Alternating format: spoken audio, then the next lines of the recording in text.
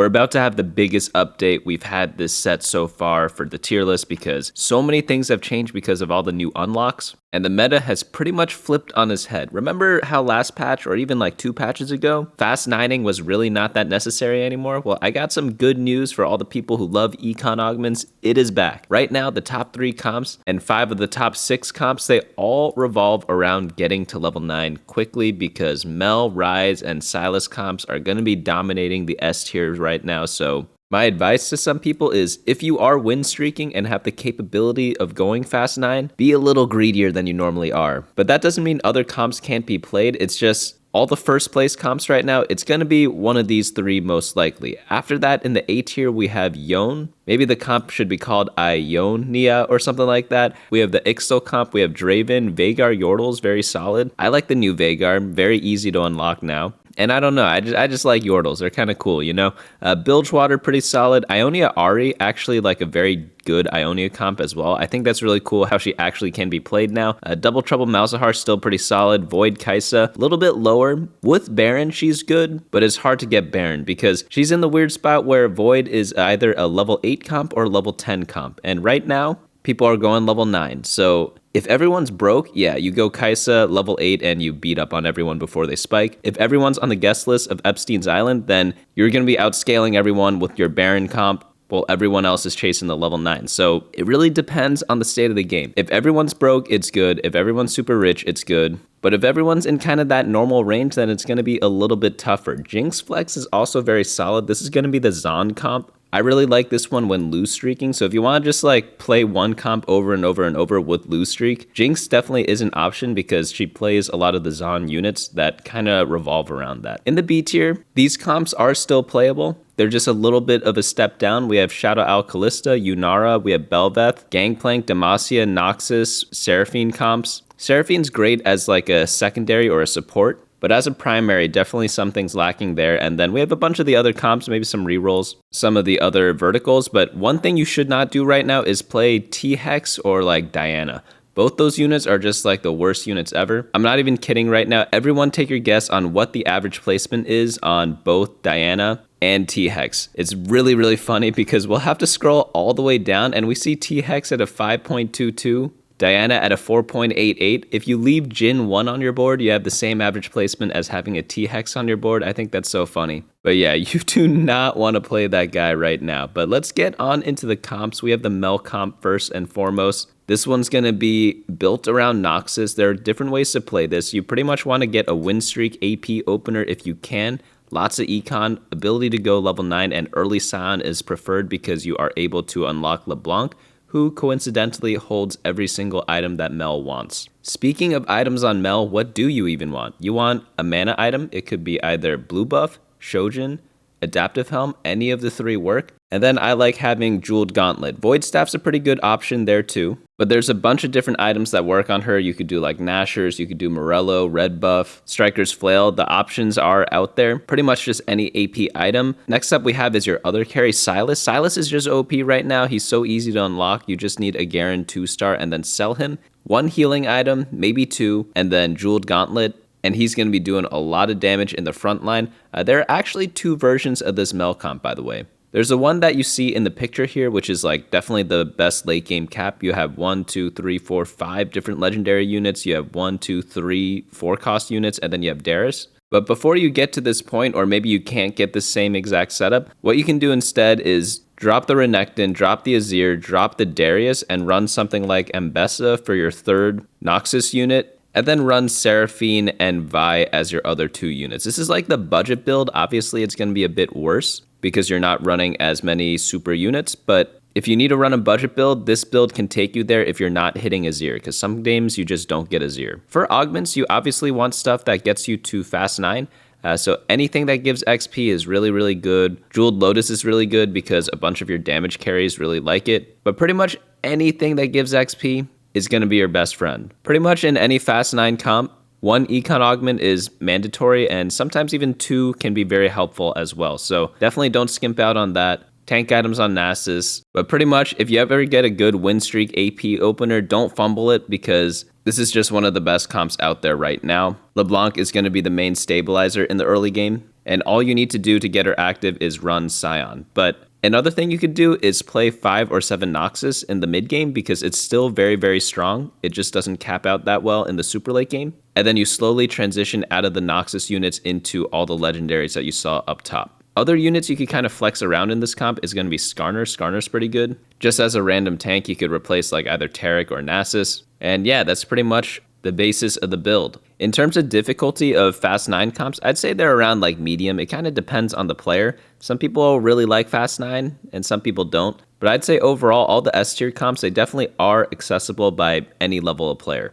Next up we have is Ryze Fast 9. Ryze is a little bit harder, but they made him a lot easier. So normally I would say don't play Ryze, he's very hard. But because they made all the unlocks really easy, there's so many different versions you could kind of play around with him that no matter what you start the game off with, as long as you can maintain a decent health pool and go in one direction, you will be able to unlock Ryze. You just need 3 regions unlocked and also be level 9. That's all you have to do to play Ryze. So one version of the comp out there right now is going to be this Demacia Ionia build that's going to be built around Xin Zhao. He kind of shares traits with a bunch of them. And there's also going to be a Kabuko build. It's really good because you can run Galio. He's kind of like that extra unit that you don't need to slot in, which gives you a nice little Demacia bonus. But in this comp, we have Demacia, Freljord, Ionia, and Yordle. But we have a lot of different units we could play around and stabilize around. For tanks, it could be either Braum or Garen. Both are very solid picks. For support utility units, you could use something like Lissandra.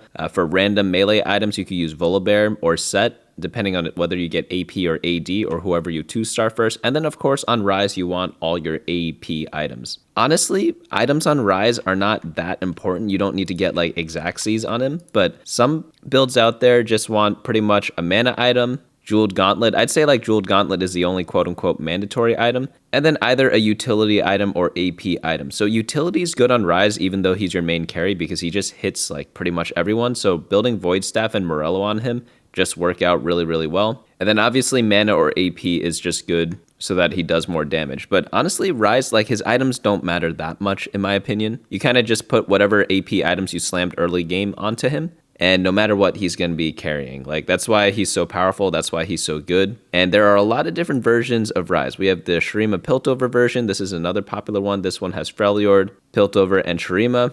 We have a Bruiser Freljord version over here. This one is with Freljord, Ionia, and Yordle, and Targon. And then the last one is something like Ryze Ziggs, which is something that people played in the past. But pretty much, yeah, like Ryze works with a lot of different traits. You could just go to the trait section with Ryze selected in the Explorer tool on teamfight.lol. And obviously the most popular one is going to be the Yordle one with Kennen and Kabuko. It could just fit in a lot of different traits because they're both triple traders. But pretty much any unit that has a lot of traits can build some semblance of a Ryze comp. So that's why you see like Ionia there. They have like Xin Zhao and Kennen. Yordles have pretty much everyone. Demacia, that one's with Xin Zhao. And also Poppy with 2 regions. So there's a lot of different ways you can kind of approach this. But yeah, Ryze is really good. Just go level 9. I think the one that's most effective right now is the Demacia one because you could run Galio, which is really nice for super late game. But pretty much, if you want to read the full game plan, it is going to be available on my website, bunnymuffins.lol/meta. And you pretty much want to play your strongest Demacia or AP opener and then set up a Fast 9 play. You could also do Ionia, but as long as you have an item holder to hold Ryze's items with and preserve health, those are the only 2 things you need to do to go to Fast 9. Because obviously, a lot of the comps out there, it's pretty flexible. You can kind of get into it from many different directions. So that's kind of why this comp is really good, and I really recommend everyone play it. By the way, Shurima is probably the best Ryze buff. So if you ever do get to try out any Shurima variant of Ryze, it's going to be pretty profitable for you because it does drop some loot sometimes. So if we just select Shurima up here, you can kind of see what it kind of matches up with. And then you could play around to whatever version you like. There are many versions of Ryze out there. Like, honestly, since we have 4 out here already, I don't want to have like 8 different things of Ryze, but pretty much just go wild. Like, you could just go to the Explorer tool, add random champions that you want, and then just kind of see what fits because there are a lot of things that do. The next comp up we have is going to be the Annie Sylas build. Again, Sylas is just OP right now. If you can run him in your comp, even if he doesn't fit, he's going to be doing a lot of work. So this comp here is very similar to the Mel comp, except you just swap out Mel for Annie and do the Arcanist package. You have the Swain, Annie, Tibbers for 3 Arcanists, and then you also run Sylas for the 4th one. You can still run the Azir and Renekton. They're just like a very solid combo in the late game. Or it could be Azir and Nasus.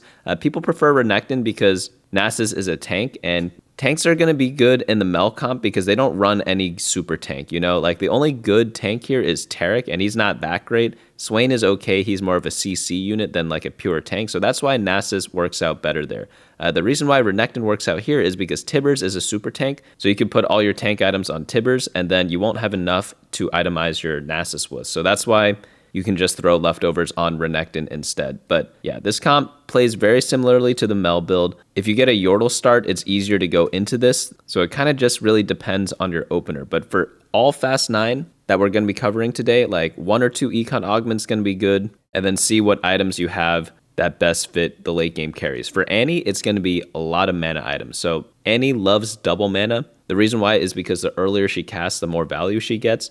And also, like, Void Staff's really good. So Void Staff's really good because she hits the whole board and then she reduces everyone's magic resistance with the Void Staff. And then she also auto burns with her ability. So she's just in a really good state right now, and then Sylas can kind of clean everything up after that. But yeah, this comp also very, very good. Kind of plays in the same way as everything else. Next comp up we have is going to be the Ionia Yone comp. So we had a lot of AP comps up there. We had the Ryze, Annie, and Mel comps.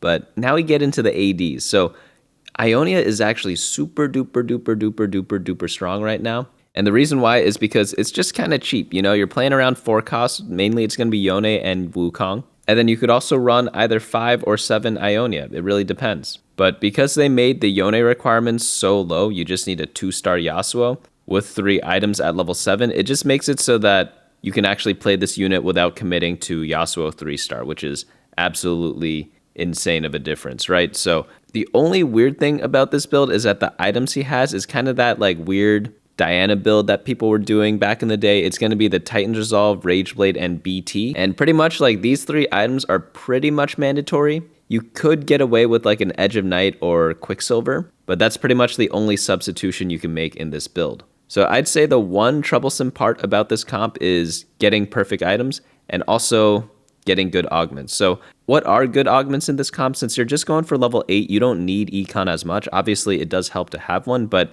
if you ever get this augment, Celestial Blessing, it's absolutely insane in this build because you could either go like triple damage item on Yone or just use Bloodthirster as like an insurance policy for the shield, and then you just have so much life steal that he just stacks up his Titans, stacks up his Rageblade, and then becomes unkillable throughout the game. I think that augment is just by far the best one in this comp, but lots of other combos work too. You could also get like an insane artifact item combo on Yone because melee carries typically tend to do better with artifact items. After that, you have a late game insurance policy in Set, and you also have a pretty good mid game with Ahri. Ahri is like a very underrated unit. We'll go into the Ahri reroll comp later on, but pretty much you just need 2 Slayer, put some Ionias in there, and then play some random legendaries. That's really all this comp is, and it's just a level 8 comp. But yeah, artifacts bump this comp up a tier. What artifacts do you want? Probably Infinity Force, Mittens, Death's Defiance, things like that. The Darken items can work as well. Honestly, a lot of things work on Yone. Like, melee carries just have the most artifact items. I don't know why it's like that, but it's just always been like that since the start of TFT.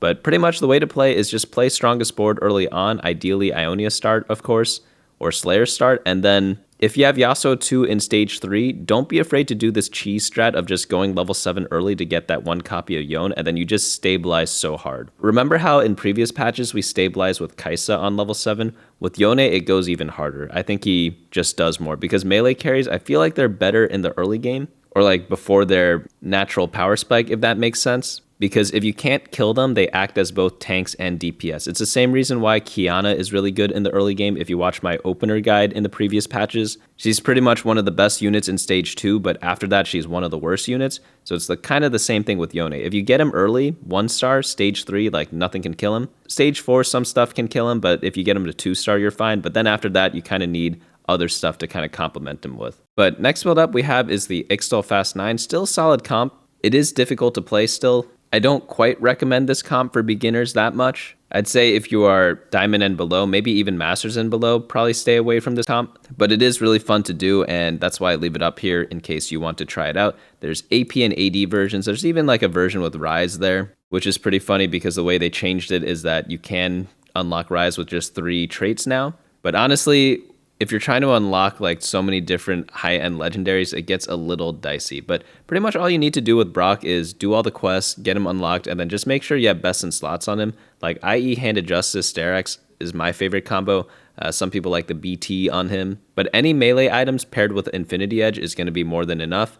And then you just find some other carries to fill out the rest of your team. Like, you don't need to run Ixtal anymore if you play this comp, but obviously Skarner's a solid unit, and then Nico fits in a lot of team comps. So you can kind of get away with that if you want to. But yeah, pretty good comp still. It did get nerfed a little bit, but because all the players are a little bit greedier right now, it still works out pretty well. Next build up we have is the AD Fast 9. So honestly, right now, AP better than AD. All the 3 S tier comps are all AP comps, but that doesn't mean AD is bad. It's just a little bit worse. But if you're able to Fast 9 and win streak with AD, you're still able to get solid games with Kindred and Lucian. Just because if you get 2-star legendaries on your team, you're bound to beat 90% of boards out there. But the basis of this comp didn't really change too much. You just get an early Draven drop, get some good AD items on him. My favorite's going to be the Rageblade. Have him farm you up some gold, roll a little bit at level 7, sometimes even level 6. If you have a lesser duplicator, it's really good in this comp because getting that Draven 2-star early on is just so good because you just farm infinite gold.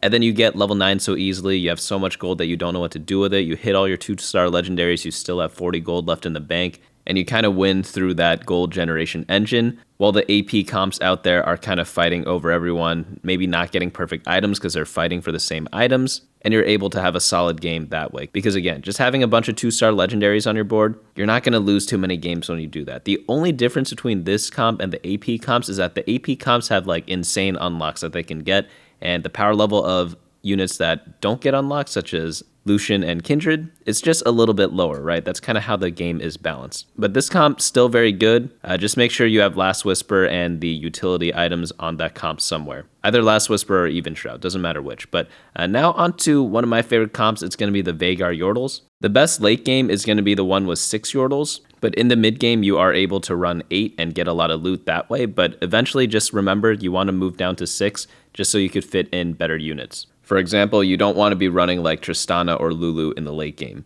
But this build just works out really well because the unlock condition's a lot easier now. You just need to field a Yordle with Rabadon's Death Cap equipped at level 7, and then you get Veigar. And then even like Kabuko and Kennen and pretty much all the Yordles are just much easier to unlock now. Luckily, Veigar's build is pretty much just the same though. It's just blue buff, Rabadon's, and then any third item will do. It could be something like a Nashor's, it could be a Gunblade, it could be a Striker's Flail. Pretty much anything works, and then I like having utility items on Ziggs. It doesn't really matter who holds which. Like, both of them are more than capable carries. You could even have, like, dare I say it, Ionic Spark in 2026 on your front line for Magic Shred. Just make sure you have some form of Magic Shred and anti-heal in this comp because it is very AoE heavy, so you don't want the enemy team to heal back up. But pretty much you just build a lot of AP items, put them on your back line. Ziggs likes attack speed, so you do like a utility item plus attack speed item. It could be either red buff, it could be Rage Blade, things like that. And then you just put tank items on Wukong or one of the 3-star 3 costs if you manage to get that. And then you could put a bunch of random items on Fizz if you have that luxury. But I just have a lot of fun playing this comp because I think Veigar's really cool. I also think Ziggs is really cool in terms of their like animations and graphics and stuff.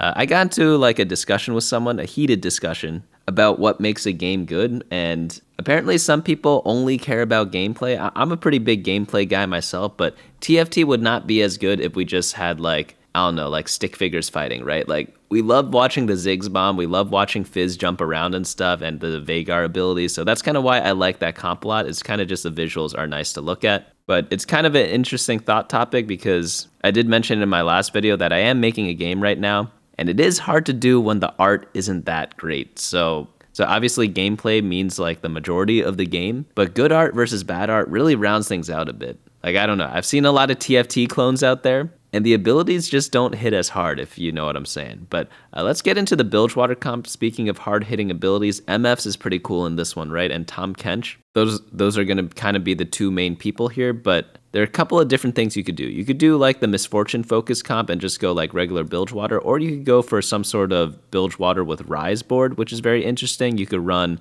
Targon, Bilgewater, and Freljord and Yordle. It is kind of like a goofy way to get to Ryze, in my opinion, but if you ever get 5 Bilgewater in the early game, if you're able to unlock it, like maybe you have Bilgewater at the very start, you have 3 of them, and then you see one of them in your shop, and then you get the other one later on. That's kind of like my sign to go for this comp, because if you are able to get a lot of Silver Serpents, you can get this comp activated and online very, very easily. But Bilgewater plays very similarly to how it was played in the early part of the set. You just want to get a lot of Bilgewaters out there, get a lot of the Bilgewater items, and then slowly go down from 7 Bilgewater back down to 3 and play all the solid units such as Shyvana, Kindred, and Lucian. Lucian's obviously mandatory because he pairs up with Misfortune for Gunslinger. Kindred's good to pair up with Twisted Fate. And then for bruisers, Wukong's really nice with Tahm Kench, Tarek's good on every board. And then pretty much the 2 flex spots are going to be Shyvana and Swain. It could be like Fiddlestick Shyvana, it could be literally anything. But those are some of the units that kind of work out there. Like, honestly, it's a pretty flexible board,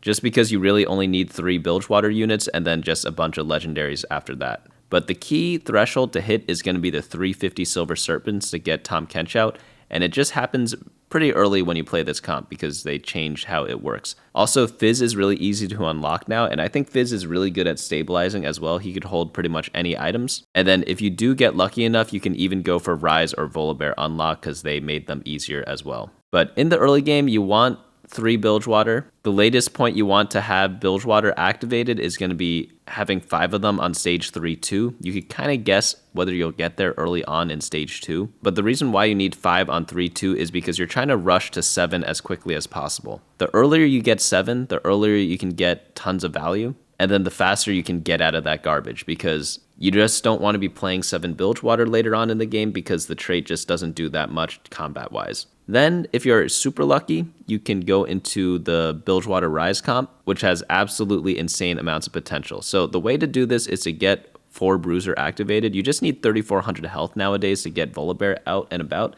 And honestly, the requirements for that aren't too much. You just need 4 Bruiser and pretty much any type of tank items on Kabuko or Mundo, and you'll pretty much get there. A lot of the random tank items, they give random amounts of health. So you don't always need a Warmogs to get this comp activated, but it does make it a little bit easier. But in this build, you definitely ditch the Misfortune. If you have AP items, you could go for this. Normally when you go for Misfortune, you want to focus on the AD items, but luckily, like, Misfortune doesn't actually need the AD items, right? The AD items are for Kindred and Lucian. So if you ever play Bilgewater early game and have a lot of AP, you could easily go into this Ryze build where he has all the carry items and then Lissandra has the utility. So a couple of different ways to play this. This comp definitely is pretty good, but it is a little tricky to play. I wouldn't say it's the hardest comp out there, but it definitely is not something people should do on their first time.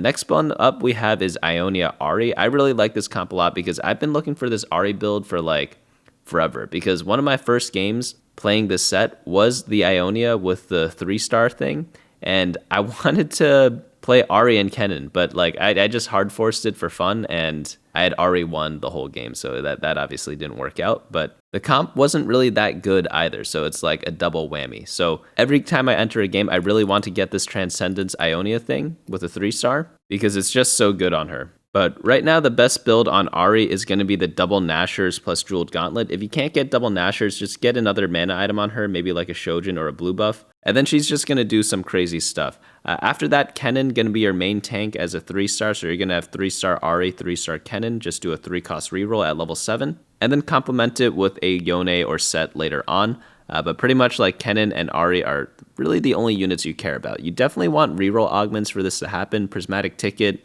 obviously comes to mind. All the duplicator stuff comes to mind, such as like Team Builder. I forgot what the other one's called, but it's the one that gives you 2 lesser duplicators and some gold. Because again, these 2 units are the only ones that you care about.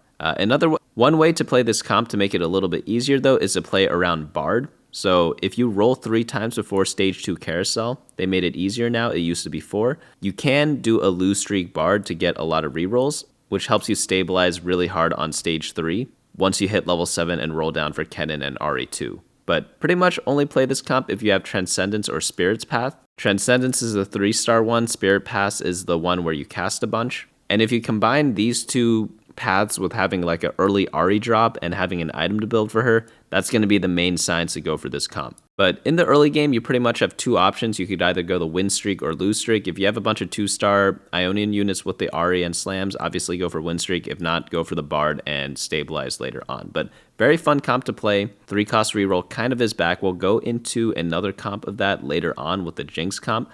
But for next up, we have Double Trouble Malzahar. This is, I guess, another 3-cost reroll comp, but it's just mainly built around Double Trouble. It definitely is a lot different than the other 3-cost rerolls out there, because this one, you really just care about 4 units now.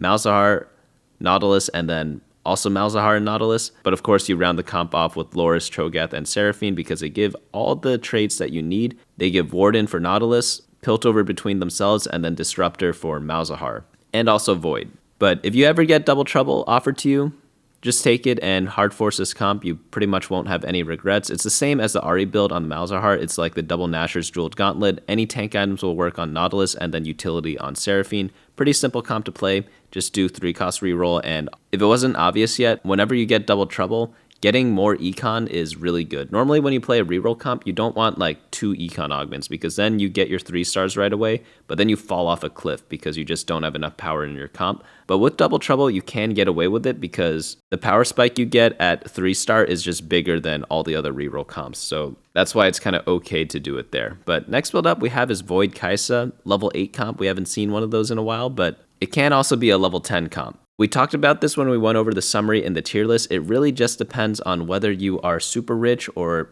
if the rest of the game is a bit poor. If the game is a bit poor, then you have to go for the level 8 build with Kaisa and try to beat people before they power spike. But if everyone's rich, you need to be super rich and go for fast 10. Both comps are good, both are playable, but it just really depends on what's happening in your game to decide which one to go for, and no one can answer that for you, right? Actually, they can. If you get double econ, go for Baron. If you get win out, go for Baron. If not, you're probably stuck on Kaisa. But pretty much, if you get a Void start, it's pretty good. It's a lot easier to play just because the unlocks are there, but you could also kind of go into this comp if you have the AP start with like a Jeweled Gauntlet and then just get Kaisa items later on. Because the requirements to unlock both Rift Herald and Kaisa are really low right now. For Rift Herald, you just need to field Void for 2-player combats and be level 7. And for Kaisa, you just need 2 items on a long shot and be level 7. So it's just really, really easy to do now. The only unlock that they didn't change was Baron Nashor, which is very hard to get. So obviously the reward definitely is still out there. But again, like Kaisa and Rift Herald are solid units, but they just get outscaled by the unlockable 5 cost. But then since Baron is super hard to unlock, he's enough to outscale everyone else. So it really just depends on the timing of your game. You could even just go for Kaisa first and then see if you can like win streak or like have a lot of life total and then go level 10 after that. But a lot of that is just about reading game state. But one sample build here is the 4 Juggernaut, 4 Void, 3 Longshot build out there with Zon. So you have like Singed or Rift Herald as your 2 frontline item holders. You run a bunch of the other complementary units such as Cho'Gath, Swain, and Mundo for Bruiser and Juggernaut. And then of course you have Kog'Maw and Kaisa for both Void and Longshot in the backline for as trait buddies. And then you add in Ziggs because he is just the 5-cost Longshot. So these 2 synergies just make a lot of sense with each other. A lot of the units overlap, and that's why it's kind of played out like this. Next build up we have is going to be the Jinx Flex. I love this comp because it's one of those options where if you're lose streaking, you could play this comp. The reason why is because you could get into Singe, and also like reroll comps are good for lose streaking with because you're able to pretty much guarantee a base amount of econ and just use it to stabilize with during stage 3. And yeah, 3 costs are just good at stage 3. You just go level 7 on 3-5. If you're super duper duper duper rich, you could do it on 3-2, but roll down for Jinx 2, roll down for Mundo 2. Maybe you just need one of them, depends on how strong everyone is. And then you just Giga Stabilize. So another bonus is that when you lose a bunch of life, you get Singe. And yeah, that's going to be really nice to have as well. So whenever you are lose streaking, always consider Bard. Bard is still good for that because he gets you a lot of rerolls. And then you just make the stabilization step a lot easier. But you do need a lot of econ to kind of play this build. The reason why is because you need the 3-star Mundo and 3-star Jinx. And then after that, there aren't too many cheap units in this comp. Some of the other 3-cost reroll comps in like TFT history, they often run like some 2 or 1 cost units along with them. And then they run like 1 4-cost and 1 5-cost unit. But this comp is pretty expensive because you want to play around both the Warwick and the Singe after you finish off Mundo and Jinx. So compared to other 3-cost reroll comps, it's going to be a bit pricier than you normally are used to. But it's okay because, again, lose streaking is fine with this comp because you get Singe unlocked for free. And then Warwick's actually easy to unlock now, so you don't have to do anything crazy with like the Jinx Vi Warwick combo. Like they're just nice to have because they're all Zon units. You don't really need to take advantage of the family bonus that much.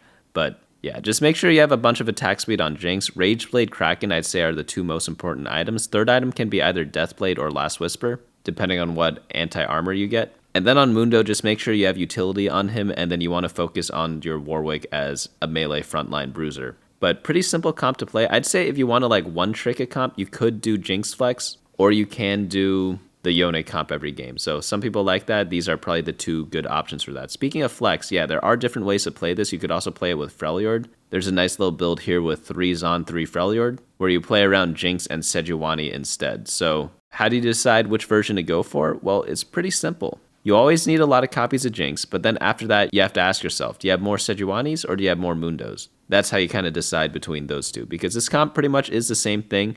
They share a lot of traits together, like Vi and Jinx are needed to unlock Warwick, but then Vi is also a defender with the Sejuani, and then Braum's a Freljord, which is a Warden with Loris, and then Loris and Vi can give you the Piltover bonus, so there's kind of like this weird way to still play this comp. The only tricky part is getting a gunslinger in there. Like obviously Lucian's going to be the best one, but before that you just use literally anyone that you can. And unfortunately, like the other gunslingers just aren't that good, you know? But you do run into that problem with both of these comps, so you just run whoever you can before that. But I really like this build a lot just because it gives some lose streak options out there, and that just didn't exist before. But for the B tier comp, Shadow Owls is still good. You can get a full list on the website, bunnymuffins.lol/meta. We have pretty much like too much info here, you know? No one's giving out this much info.